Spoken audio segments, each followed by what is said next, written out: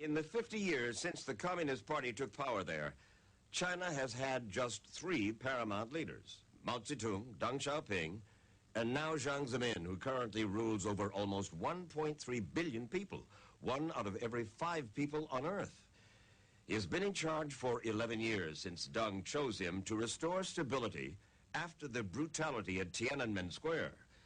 But still, Americans know remarkably little about this powerful man who arrives in New York City tomorrow to visit the UN and to meet with American business leaders. The president believes that China has been misunderstood here in America, and he wants Americans to get a more favorable, and he says, more realistic impression of his country.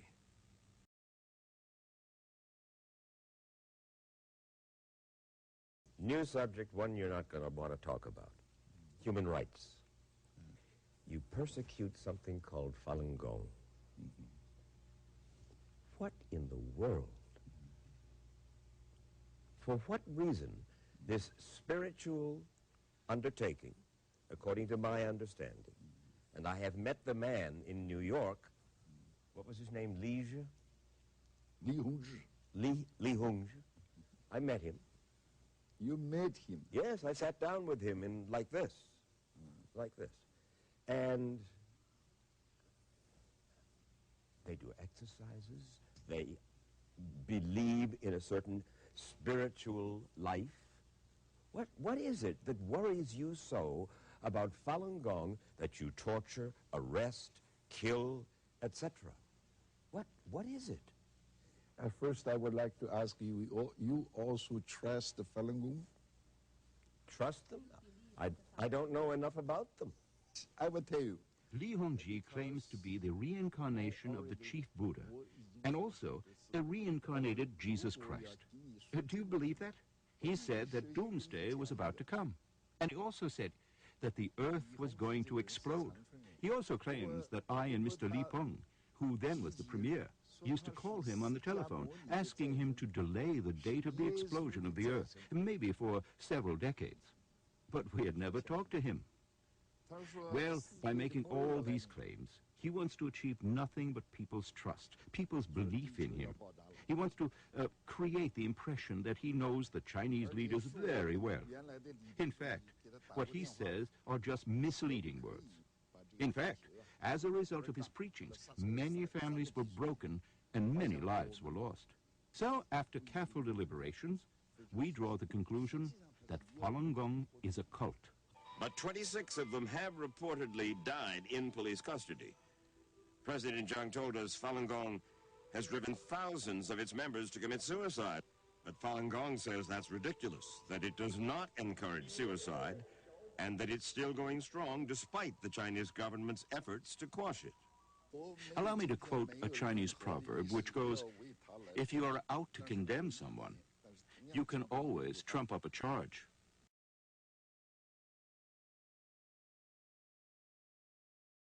You raised the subject of corruption.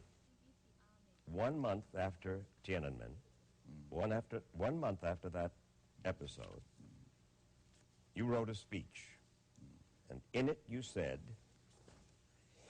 corruption is growing in the soil, in the air, in the nooks and crannies. If all our party and our government organs use their power to seek material benefits, isn't this just like fleecing the people in broad daylight?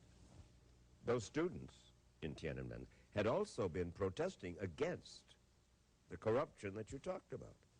So apparently they did have some effect on you and on your party.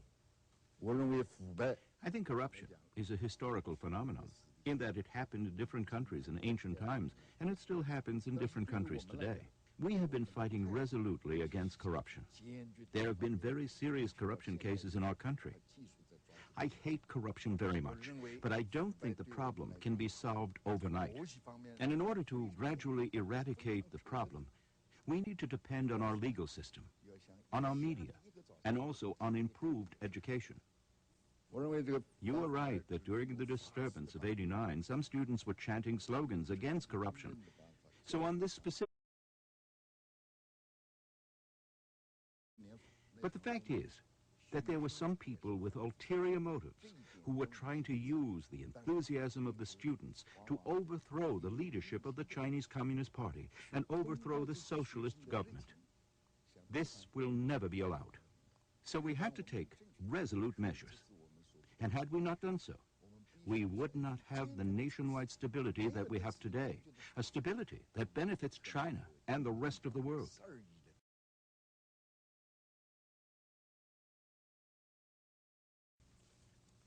You took over a little bit more than 10 years ago, right?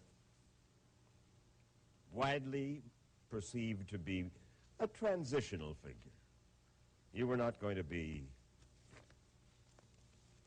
number one. You were going to spend a few years running the country, and then somebody more decisive and somebody stronger and so forth was going to take over. But you confounded the skeptics.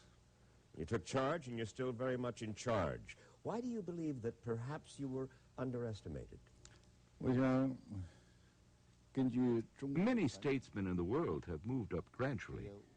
I was the mayor and then the party secretary in Shanghai. In fact, I did not think that I would be transferred to the Central Committee here in Beijing. But finally, I was the man who was selected. Deng Xiaoping and other leaders of the older generation wanted me to become General Secretary of the Communist Party. I did not expect this.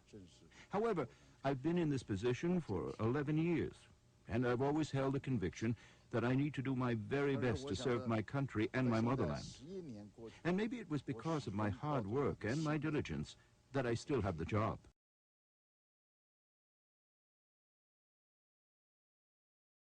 In 2002, Mr. President, you are through with this term in office, yes? That's right.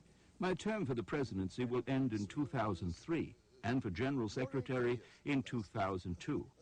2002, 2003, do you intend to give up any of your 3 posts?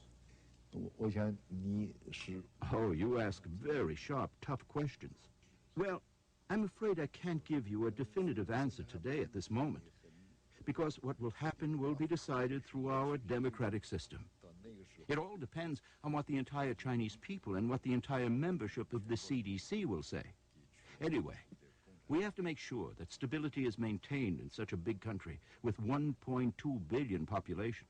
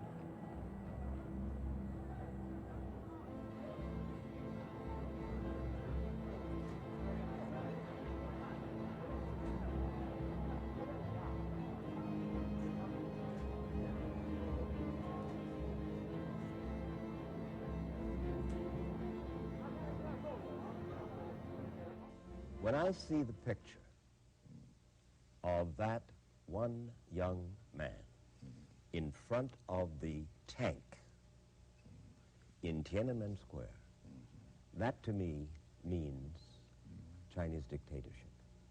That's a wonderful symbol that hits me in my heart about dictatorship in China. I don't need translation. I know what you say.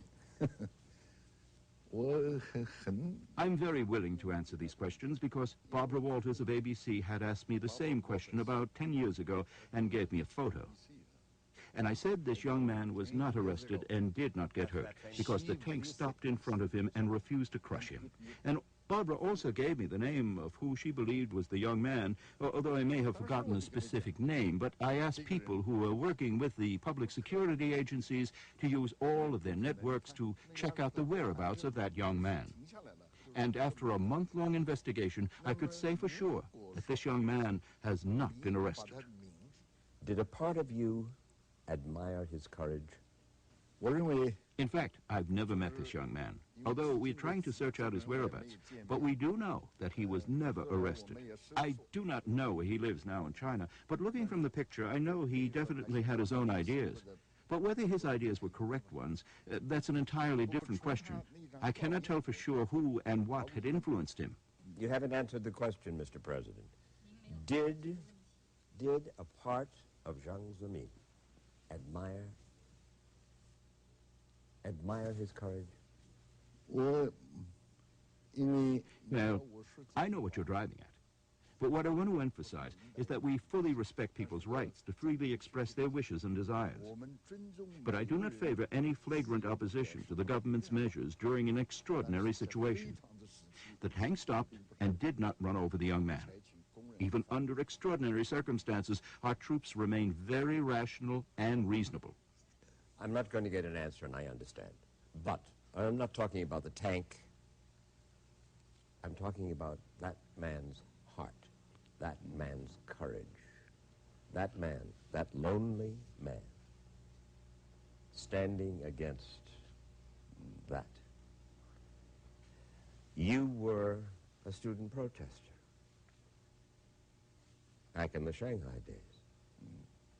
I can see that perhaps you, Jiang Zemin, would have done the same thing at that time. That was before you joined the Communist Party. That's what I'm asking. In 1943, I was still in Nanjing, attending university. The Japanese had occupied many parts of China, including Nanjing. The Japanese wanted the Chinese to get addicted to opium. So we launched an anti-opium movement and smashed many opium houses. When we confronted the Japanese military, who were pointing their bayonets and guns at us, we sang our protest song, "Arise, my fellow classmates, and defend the motherland."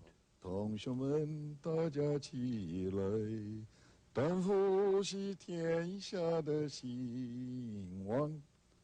听吧，满耳是大众的歌声，看吧，一年年国土的人生。